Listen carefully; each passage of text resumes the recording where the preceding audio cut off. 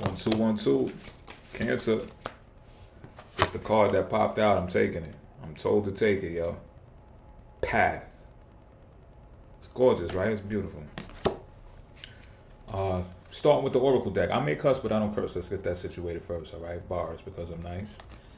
And we're going to begin with the Oracle deck. Try to get like an overall hovering energy, if you will, to open this thing up. Pause, because that's crazy. Path is the name. So we're going to look at the author's definition for the Path card. Okay. Elemental P. 69. Oh, it's on page 69. Cancers. That's that 69. That's that 69. No. Pause, because, you know. If you draw this card, it is time to consider the path your soul is following. I'm sure you have asked yourself the questions. Why am I here? What am I here for? What is my spiritual mission? Discovering the answers, plural, usually takes a long time, and only those who remain on the right path will discover this divine truth. It is therefore important that we monitor our progress, request to stay on the divine path, and keep our goal in sight. If we lose sight of it, we lose our very selves. The pink dragon bears the vibration of unconditional love. This frequency of love also vibrates in our hearts, and it is here that you will find the golden path of your soul. However, you will need the power of the green emerald dragon in order to follow it. Its vibration is clarity and truth. Both dragons wish to guide you over the next few days to ensure that you follow the golden path of your soul securely and powerfully. So there's a meditation ritual that's attached to this. I'm going to read it, so bear with me. Meditation. Light one green and one pink candle. Purify the room and play some calming music. Close your eyes and make yourself comfortable. Enter the spiritual space of your heart and look around. How does the inner sanctum of your heart look? Call the love dragon and the green emerald dragon to you. Feel their powerful energies. See how the pink dragon breathes in and out, exhaling golden flames. This beautiful and sublime dragon fills the space of your heart with golden light, bringing blessings to the boundless power that dwells within. Look deep into the eyes of this superb being. Recognize the deep love within them. Now turn to the green dragon. Kneel down and with your inner voice ask for divine clarity and truth, saying, I am ready. Repeat these words 3 times. The green emerald dragon lowers its mighty head and opens its mouth. You can see 3 large sparkling emeralds on the dragon's palate. Reach out your hand and touch one, letting the energies of clarity and truth flow deep into your heart. A note, a vibration echoes again within you. Say aloud, I am guided by love that serves by the divine truth and by clarity, and so I unerringly follow the golden path of my soul at all times. Through the power of dragons, my trust in myself will be unshakable from now on. No power on earth can divert me from the golden path of my soul. May it be so. Both dragons have wrapped their wings around you. You stand between them, hearing the beating of their hearts. Magical waves stream from their hearts with each beat, enveloping you. Enjoy this moment. Now give thanks, open your eyes, and know that from now on you'll be following the golden path of your soul with power at all times in your life. Perform this meditation for a total of 7 times on successive days, always at the same time each day. Then check that you are following the golden path of your soul powerfully. Use your inner eye to observe your feet. Are you standing on a golden path? There is no need to rush. It is very important to find the divine path and what are 7 days compared to the age of your soul. Oh, that is deep and poetic and just beautiful, ain't it? The positive messages. They really can do something for you, you know? And reading it out loud, the vibration of my voice truly helps out a lot. And I'm saying that for myself. I know y'all be loving my voice and stuff like that too, so it's probably the same for you. You know what I'm saying? And that's a beautiful thing. All right, let's get into some tarot. How about it? Let's get into some tarot. But that's deep. And that's real. You know? Knowing your path, finding it, understanding it, feeling it, going on it. Word. Because it's yours. You know? The path is yours to take. The path is yours to take.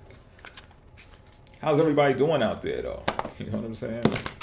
Because that was deep, right? Y'all got tissues and stuff like that? Chill out. Relax, yo. Relax, yo. You know what I'm saying? It's like I could feel y'all like, oh, and this is a Cancer being too. Y'all might be in y'all feels right now. Relax. We're going to be all right. We're going to be okay. It's going to be all right. All right, I'm going to slice and dice this deck and get to it, to some tarot. This card right here is going to be representative to the situation at hand for the Cancer energy, the Fool. This card right here is going to be reflective of how you feel about the situation. Two of Swords. We already have a Path card out there. Resonation. This card is going to be reflective, or is reflective, of the factor to consider, and that is the Nine of Torches.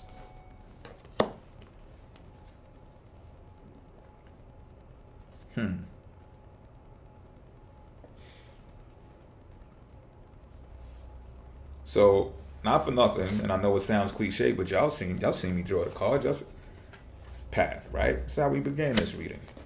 This is how you feel about the situation. You know about the path. You know about the path, and not for nothing, look at the color of the planet that's in between these two swords, and now look at the color of the one of the dragons. You get what I'm saying? And not for nothing, in the reading, in the breakdown, it said to go for the purple one first, to get in tune with the purple one first. So this is the first step in this path that is at hand right now for you.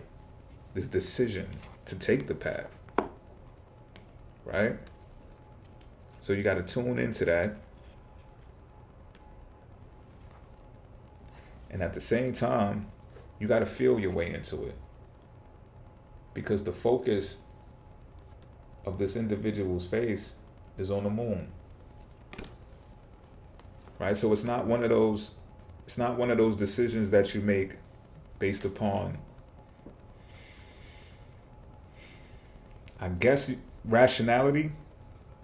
You see, and sometimes people undermine the power of the moon. I think I said this in my Cancer Man video. If you haven't checked out the Cancer Man video, go check it out. I have some people saying that it should have way more numbers. It's the greatest. Somebody just said it's the greatest Cancer Man video that's on YouTube. I appreciate that.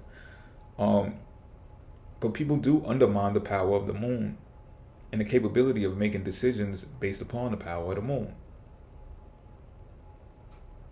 You know, the moon travels quicker than everything else. So, and this is why so many people, or the amount of people that do suffer from mental illness, I believe, are suffering, because we're in this prison, if you will, of making decisions that is strongly based upon material gain. When, if you're on Earth, right, Earth signs, Earth should just be a given. You know, I know where I live at. You know, I'm not playing dumb. Like, I know where I'm at. You know what I'm saying? But I'm just saying, if we were able to make our decisions based upon how we feel in every given moment, we'd feel better, because it's the most constant flowing energy that we have is moon energy. Now, the factor at hand here is being a fool about going on this path, going on this journey. Zero fucks given. And it's like, although Mars is there, right, the fool's eyes is closed. It's like, yeah, I know I'm about to take some action, but I'm not focusing on that. Because with your eyes closed, you got to feel your way too. The rest of the senses get heightened when you close your eyes, right? And you're here like this, feeling like, yeah, I need to feel my way on this path, and when making this decision anyway. So it's the perfect correlation. This is a beautiful reading. Now, the factor to consider here is, this is why you're doing it. If you ask me, like, I deeply feel this is why you're doing it. This is where the path leads you. This is where the path is going to take you. And not for nothing, this is a Cancer reading, right? So you might say, oh, home is taken care of. I got that on pat. Like, I'm a Cancer. What are you talking about?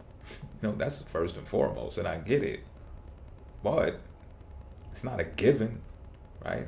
Everyone who's a Cancer just doesn't have it like that. You know, that would be such a stereotype. That would be incorrect. It would be irresponsible of me to say that that's what it is.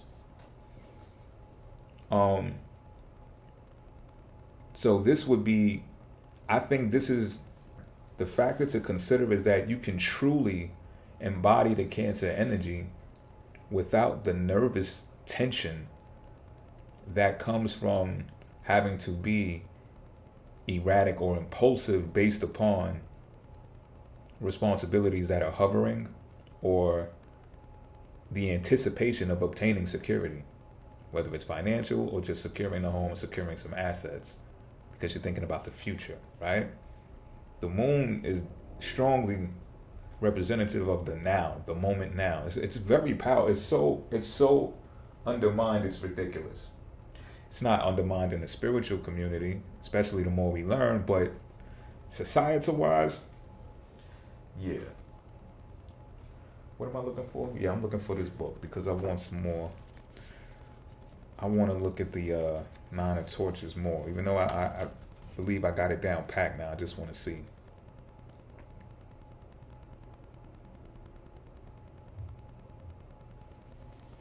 Yeah, I feel like there's more power in the home. And I'm not just forcing this to say, oh, go work from home, leave society all behind, let it collapse. But this card strongly states that. I've said that in my other reading. I think it was yesterday. I did a reading, and I'm like, look, it was the collective reading. If you're working from home, do it. If there's resources in your home, utilize them. Like I had a talk with someone not too long ago, and we was talking, and they was telling me how they got things around the house that they could just put to use to obtain money and all kinds of stuff. I share the same sentiment. Like I still have material laying around and stuff that I haven't sewn, fabrics that I haven't put together. You know, I got stuff relative to like making soaps, all kind of stuff that I didn't finish doing. You know what I'm saying? So I'm picking up on that energy right now as well. Use your home as an asset. It's like when people say, oh, I spend all of this money for rent, I spend all of this money on a mortgage, and I'm not ever there because I'm over there in Capricorn land getting the money to pay for some place where I'm hardly ever at. It's the factor to consider. This is not an outcome reading, y'all, so consider it. With that being said, till next time, y'all, I'm out.